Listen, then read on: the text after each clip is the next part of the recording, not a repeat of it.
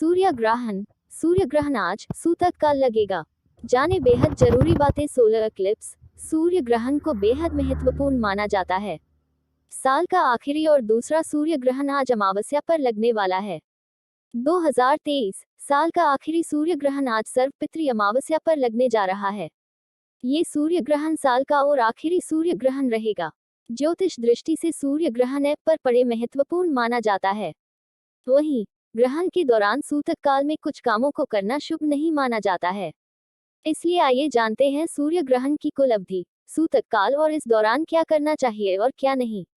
और आखिरी सूर्य ग्रहण रहेगा। ज्योतिष दृष्टि से सूर्य ग्रहण को बेहद महत्वपूर्ण माना जाता है। वहीं ग्रहण के दौरान सूतक काल में कुछ कामों को करना शुभ नहीं माना जाता है। इसलिए आइए जानते हैं सूर्य ग्रहण की कुल अवधि, सूतक काल और इस दौरान क्या करना चाहिए और क्या नहीं। अधिक जानिए ग्रहण कब लगेगा। ऐप पर पड़े आखिरी सूर्य ग्रहण शनिवार के दिन 14 तारीख को लगने पंचांग के अनुसार यह सूर्य ग्रहण आश्विन मास की अमावस्या तिथि पर लगेगा। रात 8:34 पर 14 अक्टूबर को साल के आखिरी सूर्य ग्रहण की शुरुआत होगी, जो मध्य रात्रि 2:26 तक रहने वाला है।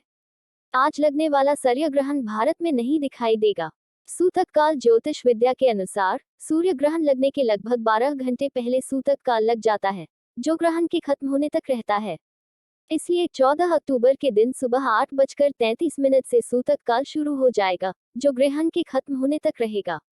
सूतक काल के दौरान पूजा पाठ नहीं करनी चाहिए और न ही जिन जगहों पर ग्रहण दिखेगा वहां पर 12 घंटे पहले ही सूतक लग जाएगा।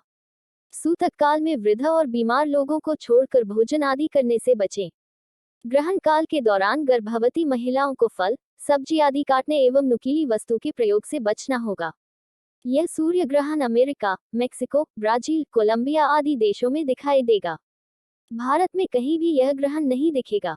भारतीय समय के अनुसार रात्रि 8:34 बजे इस ग्रहण की शुरुआत होगी। यह ग्रहण 15 अक्टूबर के दिन रात्रि 2:26 बजे समाप्त हो। भौगोलिक स्थिति के अनुसार यह कनकन सूर्य ग्रहण। ग्रहण काल में भगवान श्री कृष्ण जी के नाम का स्मरण करते रहें। ग्रहण के पहले गर्भवती महिलाओं एवं अन्य जीव जंतु और वस्तुओं पर गेरू डाल दें। पानी, भोजन आदि में तुलसी दल डाल दें। ग्रहण के बाद स्नान आदि निवृत्त होकर यथाशक्ति दान भी कर सकते हैं। 8 देश में आज सूर्य ग्रहण। सूतक चंद्र ग्रहण का सूतक होगा मान्य। सर्वपितृ अमावस्या इसके 15 दिन बाद 28 अक्टूबर की रात चंद्र ग्रहण लगेगा।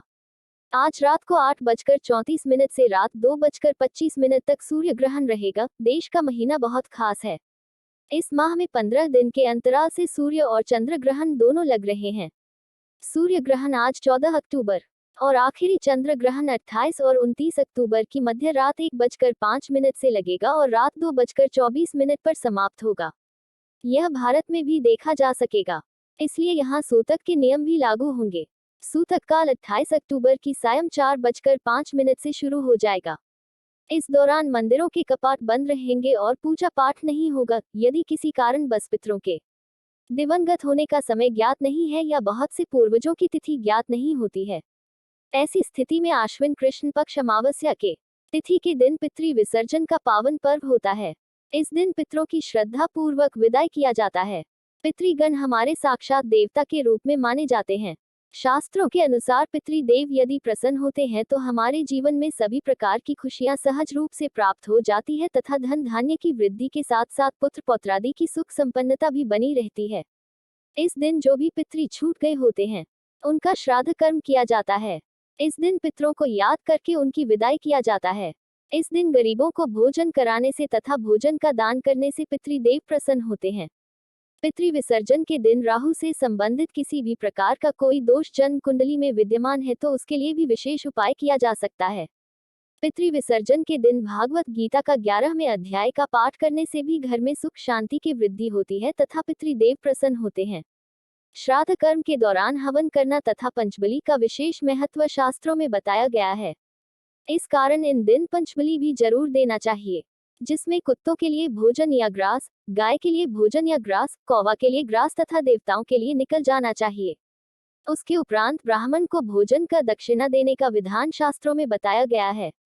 इससे पूर्वज प्रसन्न होकर आशीर्वाद प्रदान करते हुए पितृलोक को चले जाते हैं। पितरों की आत्मा की शांति के लिए इस दिन दान का भी विशेष महत्व बताया गया है। दान में विशेष करके अपने समर्थ के अनुसार अन्य का दान सकता है।